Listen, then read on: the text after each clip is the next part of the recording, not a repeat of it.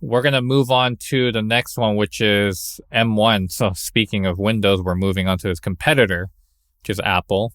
But it's not a good thing. It's apparently a bad thing. So the new M1 iMac customers are recently complaining. This like what they said, like a handful of people, not too many so far. So far, a handful. Yeah. So we'll see if more reports come in. But the report is crooked stands. So apparently, is it welded on or screwed on or something? I don't even know how the build is. I think it's screwed. Is it? I think it's screwed. Yeah. Well, like, I think so.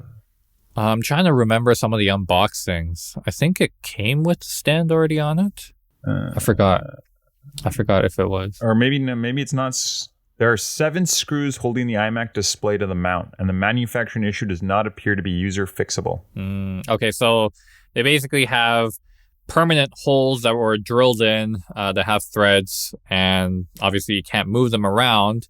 So you get what you get in the box. And if you screw the stand in and then it's crooked in one way, left or right, then you're kind of out of luck, I guess. But apparently, who's the YouTuber here? iPhondo, yeah. Oh my God. I am so sorry I butchered that name. So measured it. On one side, it was 7.6 centimeters. And then the other side was 8 centimeters. So it's a little bit crooked. But I guess, I don't know. I would be probably a perfectionist when it comes to that kind of stuff, especially when you paid X amount for such a computer. You'd expect everything to be at least how straight it stands to be, pretty good. So, yeah. Apparently it says you can try returning it to the Apple for refund, but there is also an option to request a replacement through Apple Care support. So, that whole Apple Care support, though, is it just like giving them a refurbished version? I think if it was like a typical use case, most likely. But I think in this case, I'm assuming they'd give you a brand new one. I'm hoping they will. Oh, well, also assuming the fact that there isn't too much returns of like a bad M1 iMac because it's so brand new.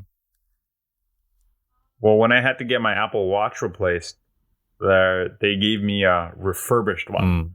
And what the guy told me was, he's like, almost all the parts are new, except for some screws and some small things. But like the screen and the back cover, like that's all brand new, so you don't need to worry. So I was like, okay, well, that's fine. I'm fine with that. I'll take your word for it. I'll take yeah. Watch them just like swap it. All right, old customer. All right. Yeah, it's a new one. That's funny. I mean, like, they have to recycle some parts. Right? Yeah, it's all. It looks good. There's no scratches. We'll just brush it up. Here you go, yeah, sir. we made sure that we reinstalled the Watch OS and should be good to go. Just etch out the serial number, etch in a new one. Good to go. go. No problem. But yeah, iMac. There's speaking of the whole WWDC 21. Obviously, we talked about that in our last podcast episodes, but everyone was kind of disappointed of the fact that there was no hardware, and some people were saying, MacBook or the 30-inch iMac, which I am super stoked about. I'd rather actually get an iMac than an iPad. Obviously, those are two different, like, comparing apples and oranges, but I'm just saying, like, my money goes a long way with an iMac, I think, personally, for my work, than an iPad, especially when an iPad, like, I don't know about you, but obviously, if you had the money, you probably want to max everything out in terms of, like, specs, right? Just so you get more bang for your buck type of thing. But I priced out the whole iPad, and I think it was like almost like $2,000 or something. And then I was like, reading someone else, I forgot who it was, but they tweeted, oh, you could buy an iPad fully spec'd out, or you can get the MacBook Air and the iPad Air for the price of one iPad Pro. And I was like, I get two devices. I get two devices. Yeah. Even though the iPad Air doesn't have the M1, right? That one? It's just still the Intel. No. Only the iPad Pro, the new iPad Pro. Yeah. And I'm just like, at that point, I would rather downgrade to like an iPad Air and then wait for next year's version of the M1, and hopefully at WWDC 2022, they are like, oh, Final Cut Pro, Logic, and, you know, that still might not happen, but one can only hope. Personally, I'm waiting for the redesigned MacBook Pros. I'm waiting for that 14-inch redesign, bringing back the ports, the HDMI port, the SD card slot. That's what the rumors are. Maybe even MagSafe coming back in some way. That's what I'm holding out for, that I'm going to save up for. Did you actually hear that there could be a possibility that if the MagSafe does come back, and it seems like, I don't know, some people are 80% sure about it, but there is still that Thunderbolt USB-C right next to it, and that you can actually charge with either the Thunderbolt or the MagSafe.